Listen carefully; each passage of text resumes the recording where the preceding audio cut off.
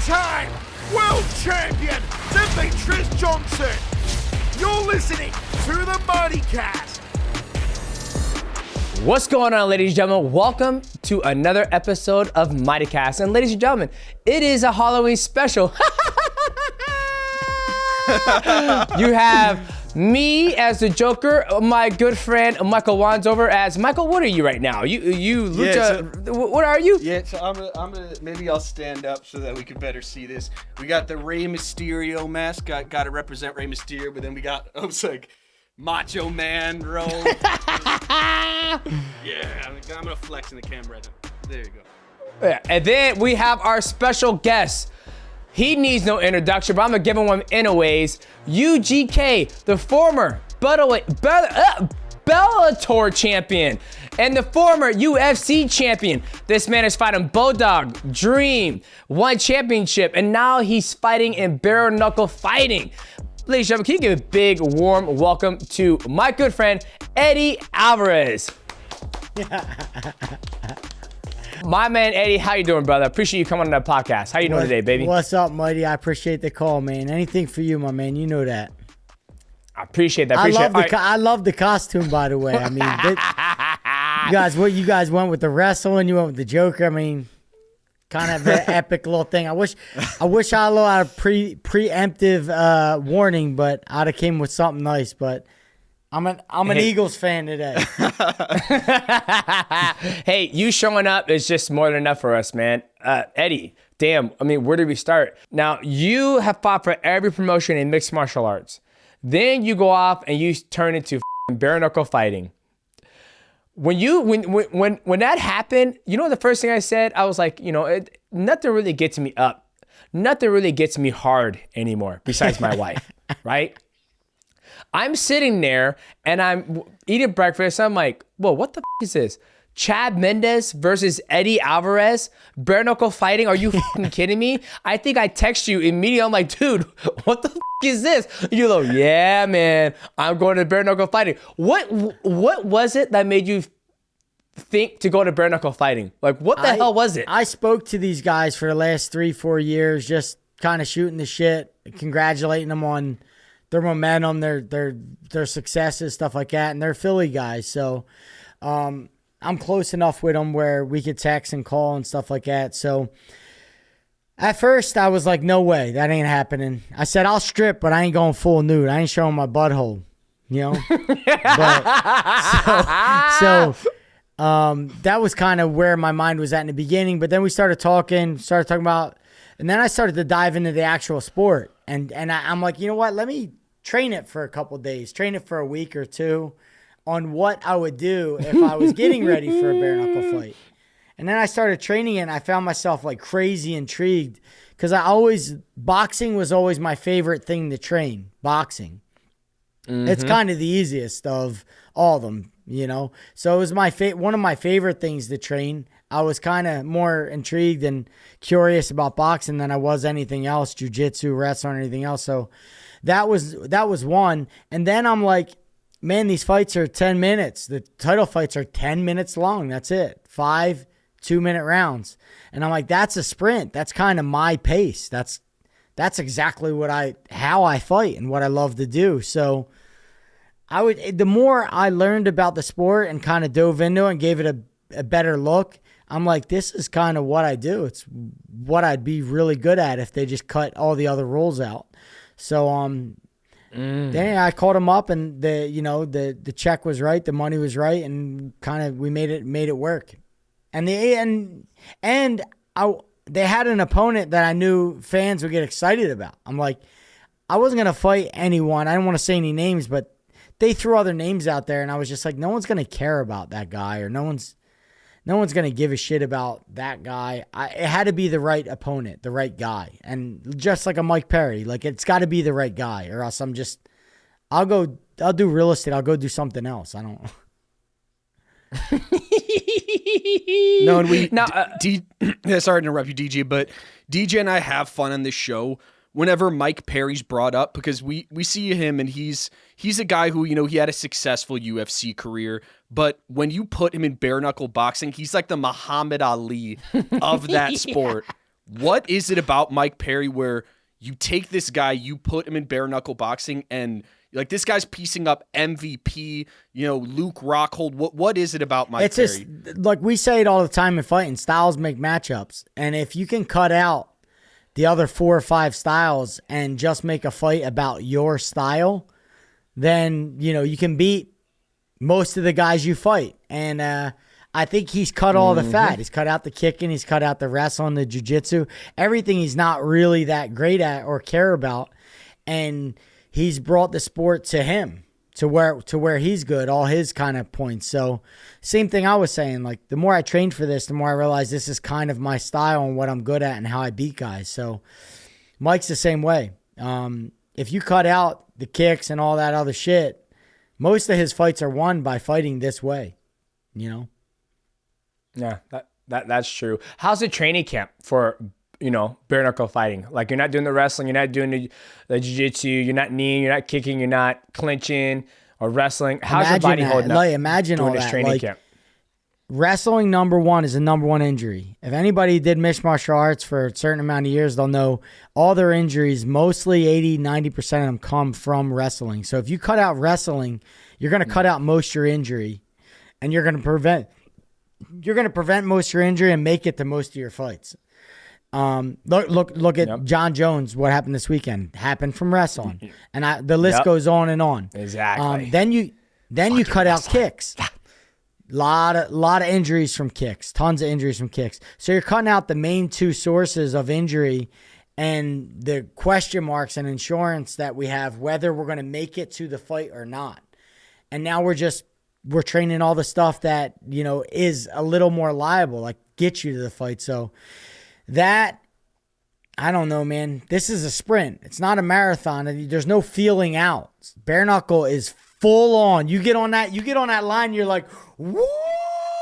And you are ready. You are ready to go. You are like, there's no, I'm just going to take the first round and touch him. There's none of that shit. You got to be out of your mind the minute you enter the cage, and it feels so good. It feels so good. Well, shit, I remember I was there when you fought Chad Mendes, and I remember we talked before that fight, and I said, woo, like that's gonna be a tough fight. And you're like, I know, but you know what? I know he can't take the beating. Like I know I can take a beating, and I know he can't. And it truly came down to that. Like when you guys are going back and forth in the fight, you can see his demeanor change a little bit. Like when it got to like maybe the third, it was 3 rounds. I felt like it was 5 rounds. Five. It wasn't 3 rounds, 5. wasn't it, Eddie?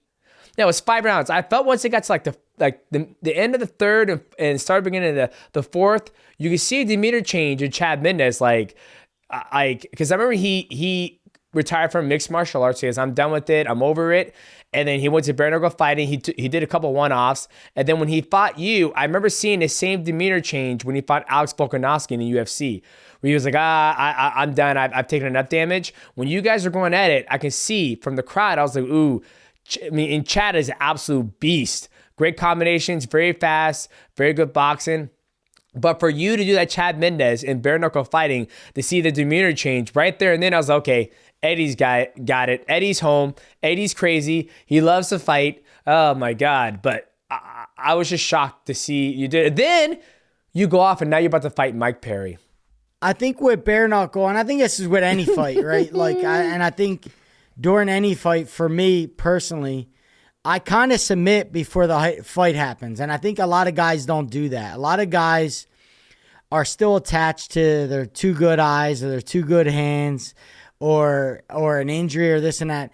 I think you need to completely detach from yourself and be out of your mind. And I think that's an important part before you step inside the ring, to submit to the dangers and submit to the bad things that can happen, because eventually when they do, there's no second thought. There's no, oh, I want out or anything like that. It's, I expected this and I'm okay with this. I've already submitted to this. So like for me with bare knuckle, it's take my eyes, take my hands, I'll be there for 10 minutes in front of you. Take what anything I got is yours, but I'm going to be here for 10 minutes in front of you. So you need to have that mentality in this kind of sport. Okay, so Eddie, I wanted to ask you, because one thing I find interesting, there's kind of a debate now between who qualifies for the BMF and who doesn't. Because, obviously for a normal weight class, you're going to have the weight classes and that decides the title. But now it's almost like the title holder, who's Justin Gaethje right now.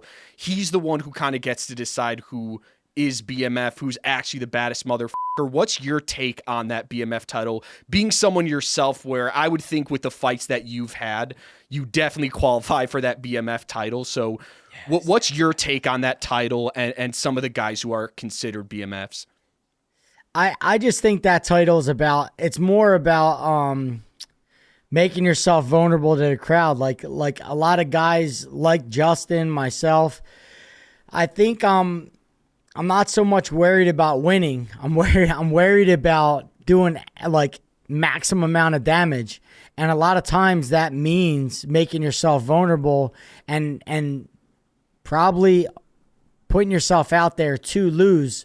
But your excitement about doing the damage is greater than your nervousness about losing. So the guys who are willing to lose the fight in order to do the damage, they're the guys who they strike me as the BMFs, like myself, Justin, and there's a group of guys who put it all out there, and they're not so worried about the result. They're more worried about their own work. What about? Do you think Paulo Costa fits that narrative? You think he's a bad motherfucker?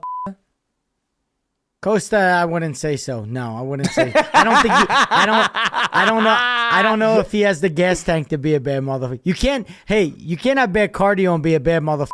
They don't go they don't go well together. DJ brings up a decent point, bringing up Paulo Costa. So right now we'll go through a list and just list off some names. And you, as someone, as I said, you're as qualified as BMF as any guy out there. Okay. You're going to say if this guy is BMF. We're going to go Underground King approved BMF? Yeah. Yes, sir. Yes, sir. Yeah. Number one guy I'm going to say comes to mind right now, a surprise, an actual UFC champion right now, Sean Strickland. Is he a BMF? Oh yeah.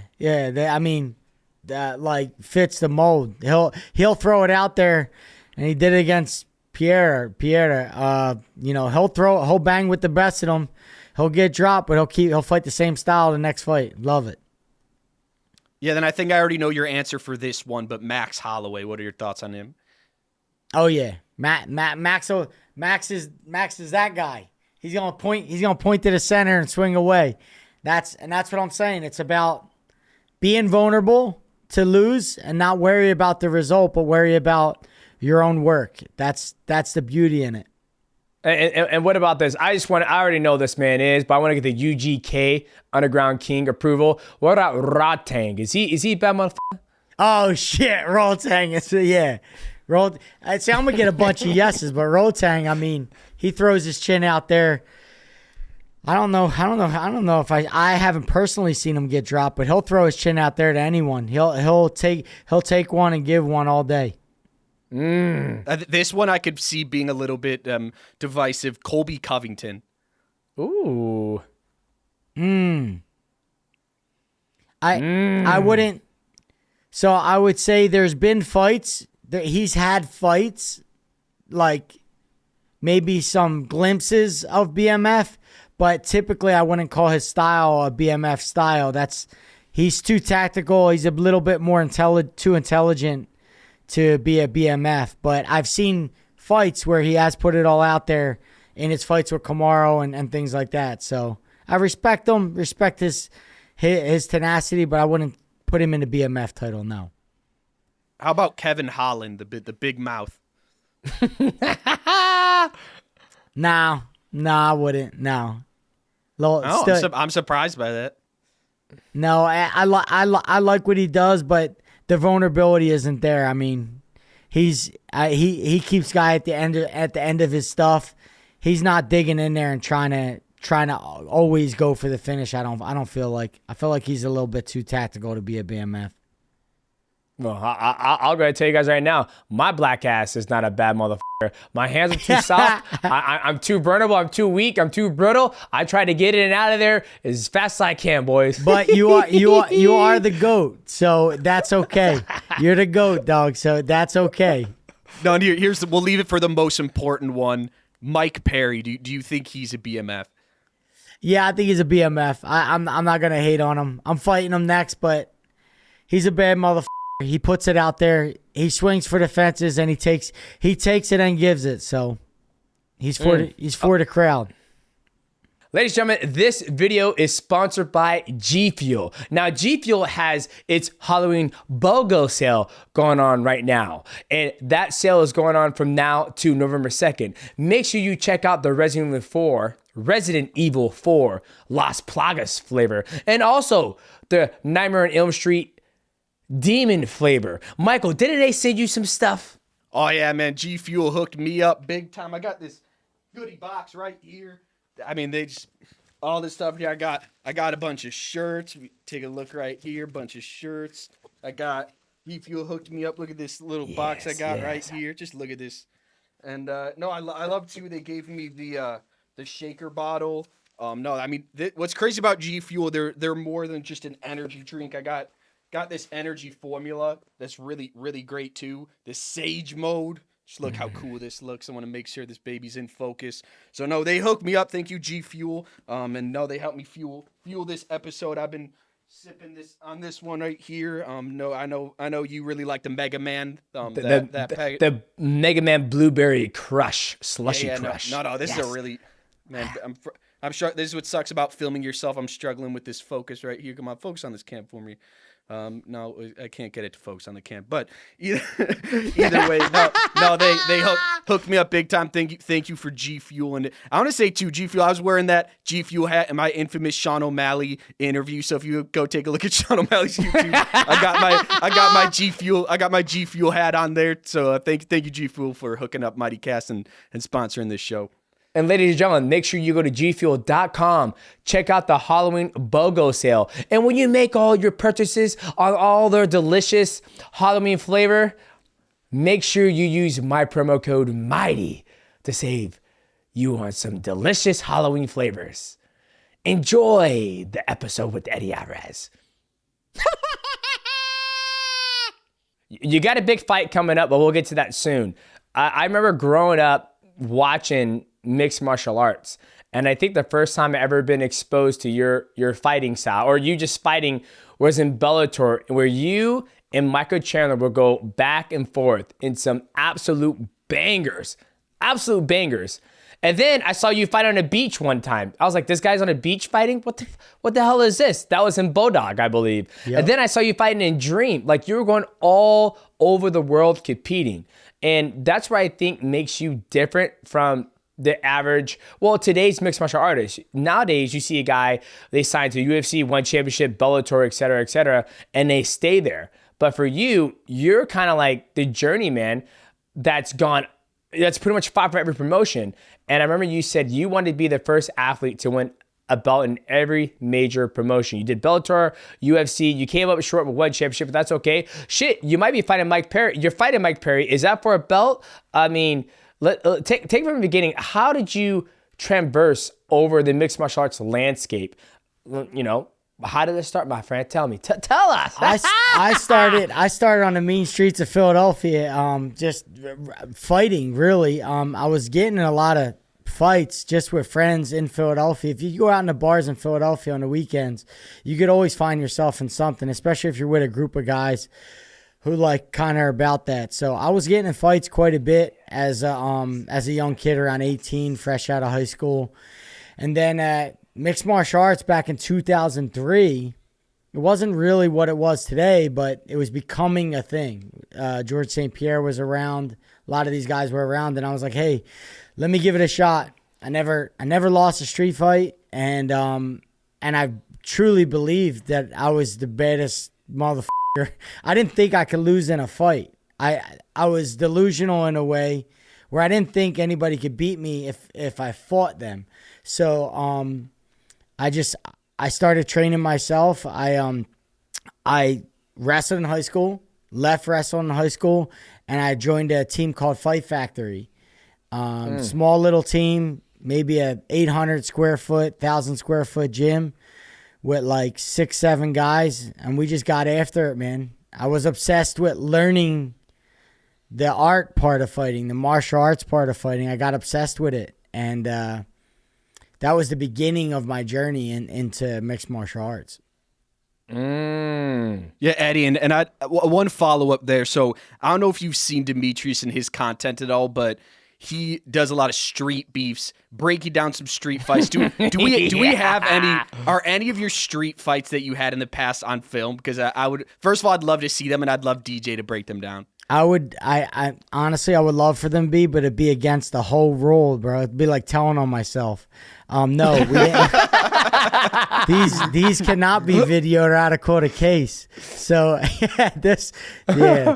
I'm glad they're not, to be honest with you. Some of these, they were bad. You know, we were on the streets of Philadelphia, and some of them, guys would get knocked out, hit their head, and you'd run as fast as you can before anybody showed up. So, I'm not crazy proud of it, but that's the environment I was in. That's kind of how I started. And then from there, I grew the confidence that I felt like if I did this for a living against professionals, that this is something I could really dive into and be obsessed about and love. I see. And then once you started the mean streets of Philadelphia, what was the very first promotion that you went into? Like, was it Bodog? Was it Bellator? Which one was it? Ring of Combat, Lou Neglia, and it was in Jersey.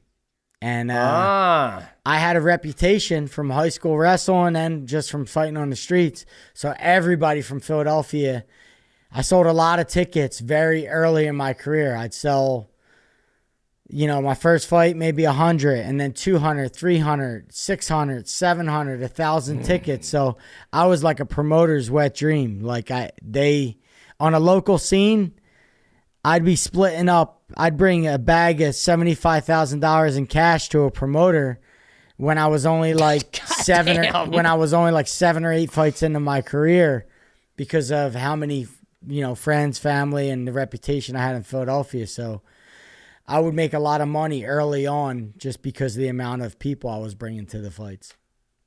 Damn, that's hella impressive. Because I tell you what, I wasn't bringing those numbers.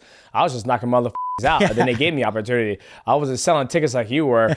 Then you went from Reign, and then what was the big promotion you went to? Like the next step up, were you? Because I'm assuming that was your, the regional circuit, right? Like here we have the Piop tribes that you fight for. But for you, was it? What was the next step after that one? So I did all the regional circuits in Jersey, right? It was Ring of Combat, and then it was Reality Fighting. And then from Reality Fighting, I got picked up. I did the Elite XC for a little bit. That was also local. But the real one is when I fought for a Russian promotion called MFC. And I remember that. And MFC got bought by Bodog. And that's when I was able to put down my shovel, my wheelbarrow, and stop doing concrete work like you. And I was able to fight full time. They finally offered me a contract. I think I remember it was $30,000 a fight. And I got a 4-fight deal with Bodog. And at the time, UFC fighters are maybe making 2 and 2. So damn, I got a really, really good deal. And that's when I went to my wife and I said, it's over. I'm done doing concrete, and I'm fighting full time now. Now, I want to back it up real quick, because if you guys are new listeners to the show, if you haven't heard my story, or if you heard Eddie Alvarez's story, my story, I came from, poor beginnings, but I worked full time all the way up into my very first title fight against Dominic Cruz. Now, Eddie Alvarez has done the same thing. Eddie, can you tell people what it's like? A lot of people think once you become a professional athlete in mixed martial arts, it's like, baby, we got it made. Let me go get the Ferrari. Let me go buy a 6,000 square foot mansion. People don't realize that when you start fighting in mixed martial arts, you're making pennies. It's like you're making 2 and 2, 2,000 to show and 2,000 to win.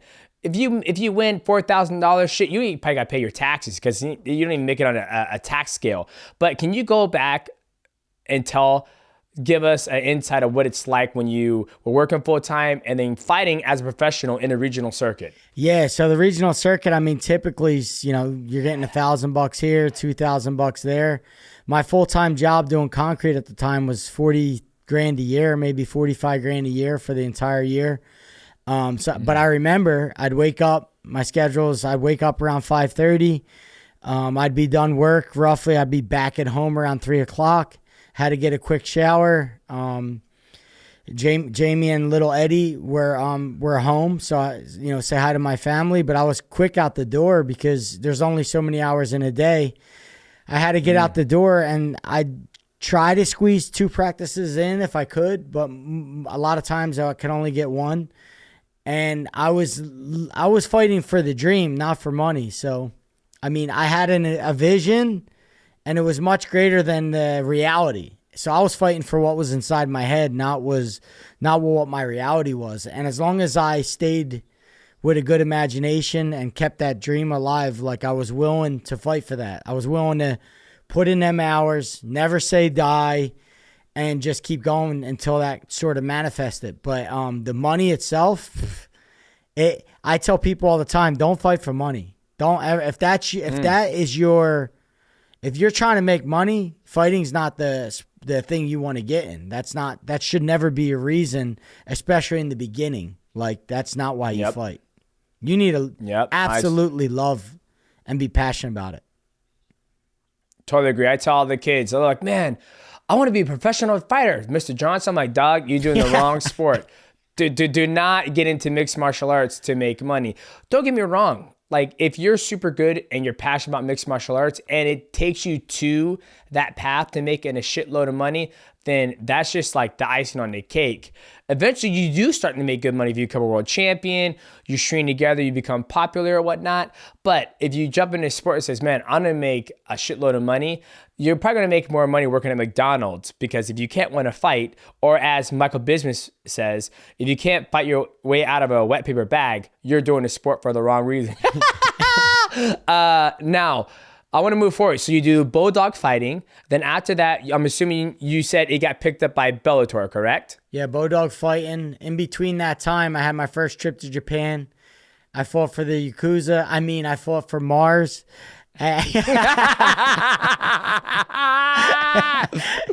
But I did a quick little fight in Japan. That was a really cool experience at like 24, 25. I did that, and then I got we're MFC, we're at Bodog, and then from Bodog we went to we went to Dream right from Bodog. We went to Dream. So when you so when you fought for the Yakuza, what promotion was that, or was that just for I did a quick one-off for a company called Mars, and they paid me like they flew me out to Japan. You know, meet me in the hotel room, give me a boatload of cash, and that whole spiel. Which in Japan, that was where it was at back in like 2006, 2007.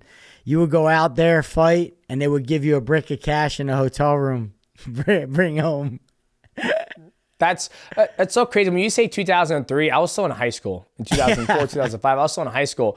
Because I'm not going to lie to you. I remember you fighting on the beach. I was like, they got motherfuckers fighting on the beach. Like, it was like sunny, and that's when you fight on Bodog. And I was like, this guy's got a fresh fade. I was like, this guy's throwing some hands. I was like, I didn't know they fought on beaches like this. That's what's up. That was before, anything was really big. You had Pride, obviously, and then you had like UFC, Elite XE. I don't know if Strikeforce around at that time, but I remember that that scene of you fighting on the beach. He wasn't on the sand, ladies and gentlemen. Like, they had a ring on the beach that was covered, and it was like maybe 2 p.m. in the afternoon. People were sitting there watching you fight, having a Mai Tai, but I'll never forget that.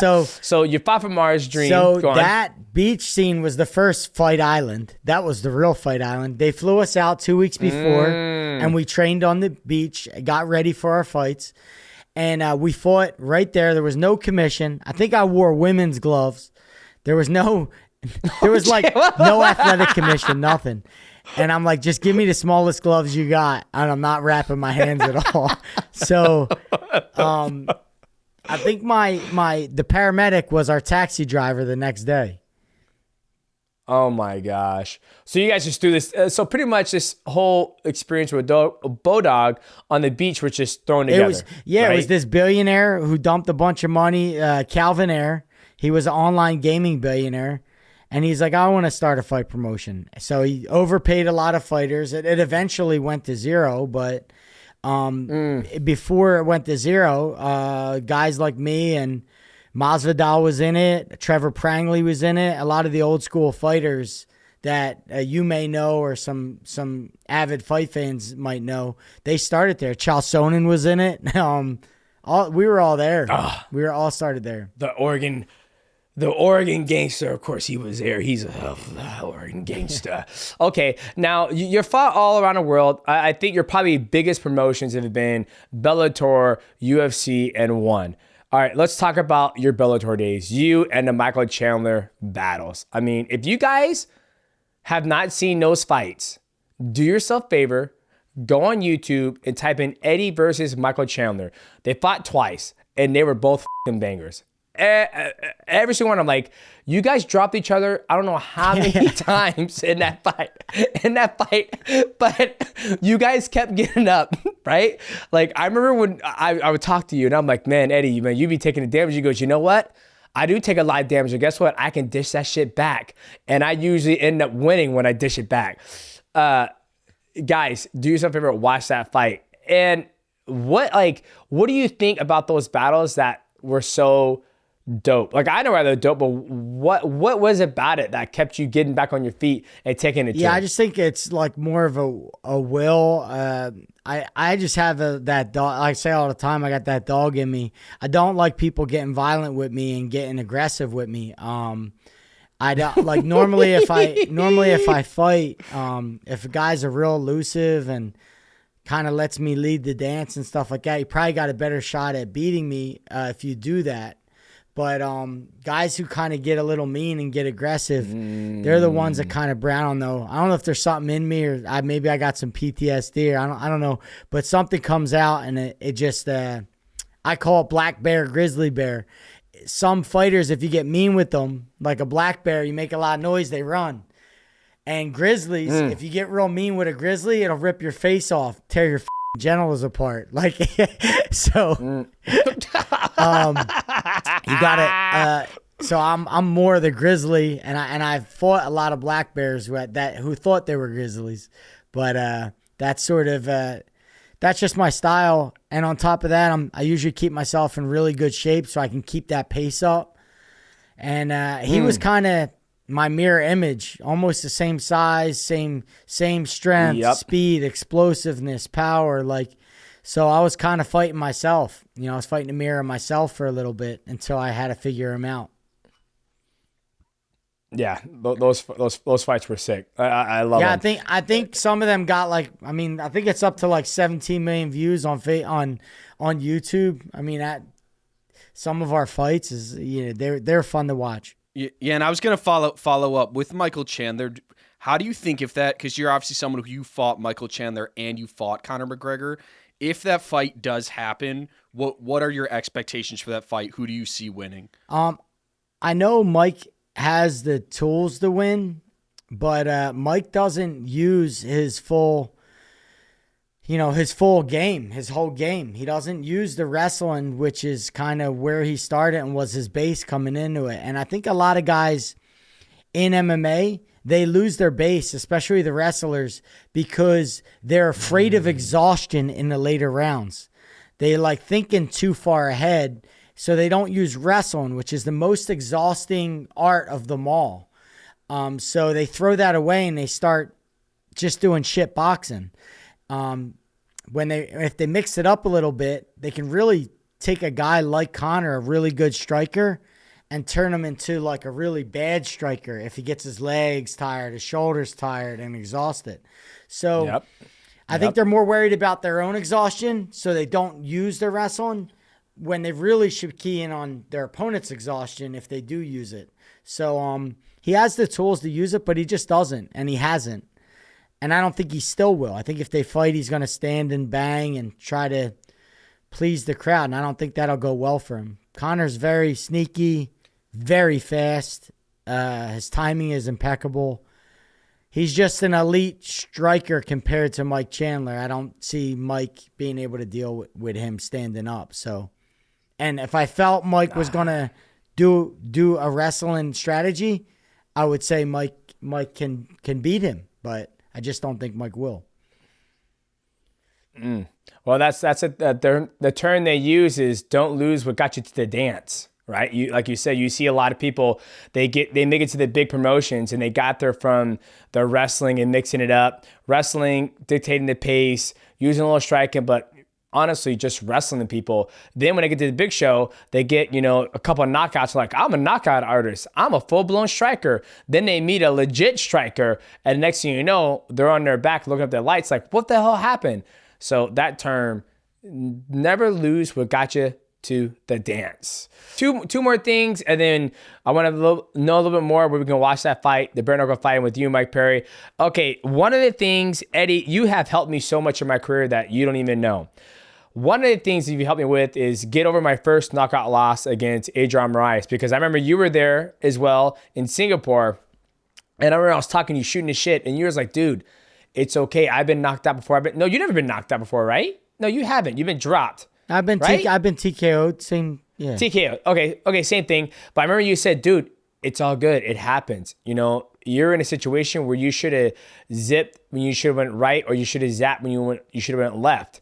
And those words gave me so much relief, because that was the first time in my whole entire career I've ever experienced that. Like, even in wrestling, I've been knocked out maybe two times in my life. One was that, and then snowboarding. I went off a jump thinking I could do a backflip, and I didn't land it. I just landed on my back, and I woke up, everyone was laughing at me.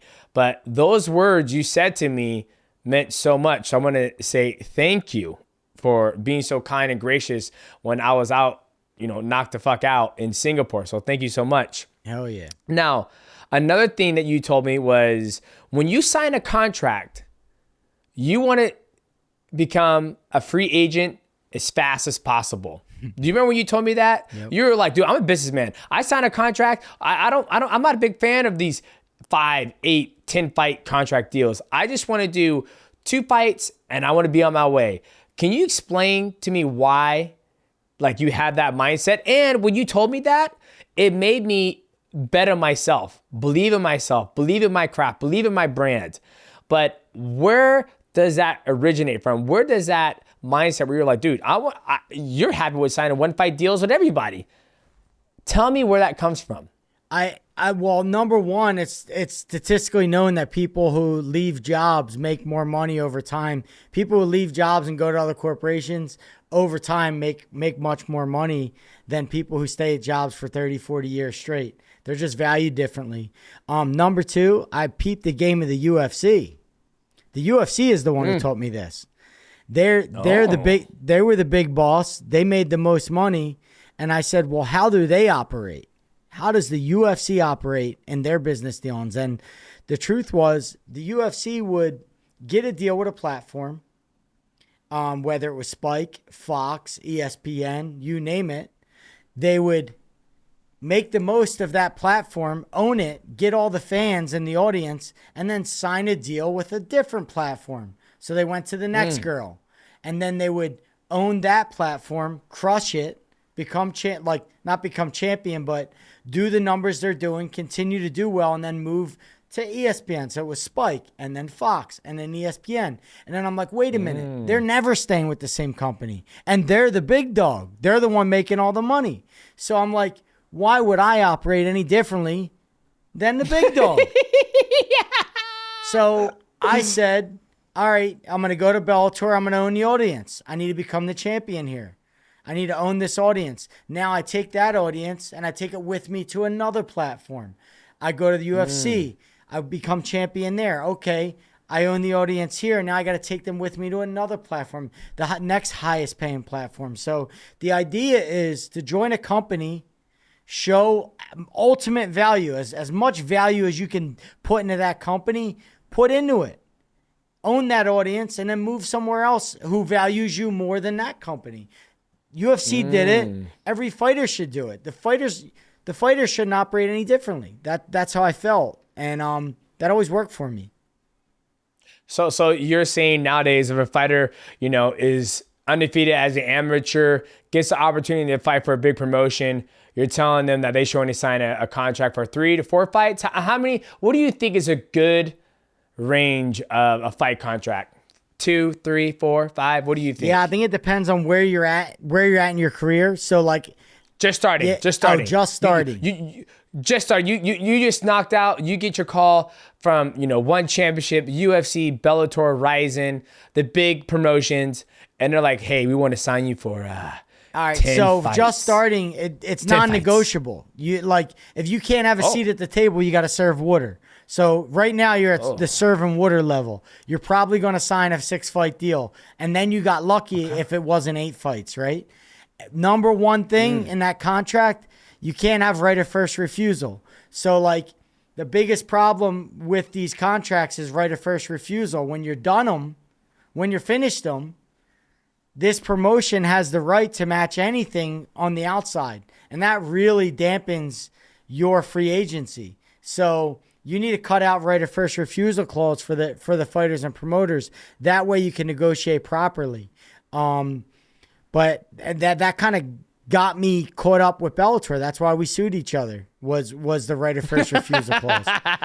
So I think a 6-fight deal for a rookie is normal, and I don't think there's much to negotiate. Like when it comes to UFC, these are non-negotiable. They just won't sign you. You won't be able to get a seat at the table. So you're going to have to do it.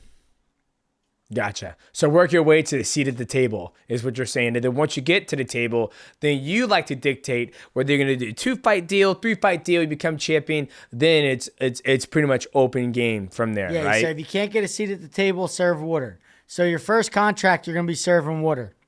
And you got to show value.